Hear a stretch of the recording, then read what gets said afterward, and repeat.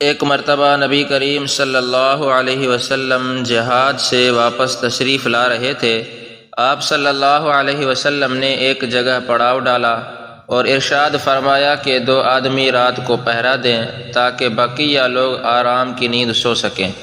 2 صحابیوں نے اپنے آپ کو اس خدمت کے لیے پیش کیا تو آپ صلی اللہ علیہ وسلم نے ان سے فرمایا کہ اس پہاڑ کے چوٹی پر چلے جاؤ اور دشمن کا خیال رکھو، ایسا نہ ہو کہ دشمن رات کے اندھیرے میں لوگوں کو نقصان پہنچائے۔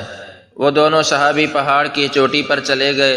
تھوڑی دیر تو بیٹھے رہے، لیکن پھر انہوں نے آپس میں مشورہ کیا کہ اگر دونوں جاگتے رہے تو ممکن ہے کہ آخری پہر میں دونوں کو نیند آ جائے، اس لیے بہتر یہ ہے کہ ایک بندہ ابھی سو جائے اور دوسرا جاگتا رہے، بعد میں جب دوسرا جاگے تو پہلا سو جائے گا، اس طرح فرض منصبی بھی پورا ہو جائے گا اور وقت بھی اچھا گزرے گا۔ چنانچہ ان میں سے ایک سو گئے، دوسرے جاگتے رہے۔ جو صحابی جاگ رہے تھے انہوں نے سوچا کہ میں تو خاموشی سے فقط ادھر ادھر دیکھ رہا ہوں، کتنا ہی اچھا ہو کہ میں 2 رکعت ہی نماز پڑھ لوں۔ چنانچہ انہوں نے 2 رکعت کی نیت باندھی اور سورۃ کہف پڑھنا شروع کر دی۔ ان کو تلاوت میں کچھ ایسا مزہ آیا کہ پڑھتے رہے۔ اسی دوران دشمن آ نکلا۔ اس نے دیکھا کہ لشکر تو سویا ہوا ہے، قریب کوئی ایسا تو نہیں جو پہرے میں ہو۔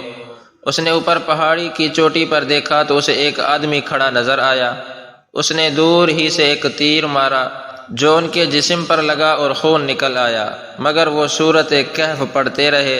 دوسرا تیر مارا تو خون دوسری جگہ سے نکل آیا، مگر یہ پھر بھی قرآن پڑھتے رہے۔ اسی طرح کئی تیر ان کے جسم میں لگے اور خون نکلتا رہا، اور یہ قرآن پڑھتے رہے حتیٰ کہ محسوس ہوا کہ جسم سے اتنا خون نکل چکا ہے کہیں ایسا نہ ہو کہ کمزوری کی وجہ سے بے ہوش ہو کر گر جاؤں۔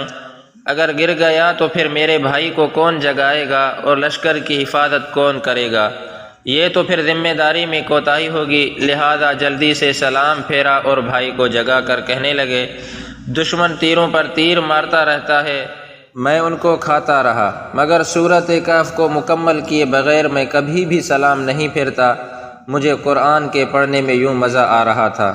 میرے سامعین محترم، ہمارے اوپر تو نماز میں اگر مکھی آ کر بیٹھتی ہے تو ہماری نماز کی کیفیت بدل جاتی ہے۔ ایک مچھر آ کر ہماری نماز کے خشوع کو ختم کر دیتا ہے، مگر ان لوگوں کو تیروں پر تیر لگتے تھے اور نمازوں میں خلل نہیں آتا تھا۔ دعا ہے کہ اللہ رب العزت ہمیں ان کی اتباع نصیب فرمائے۔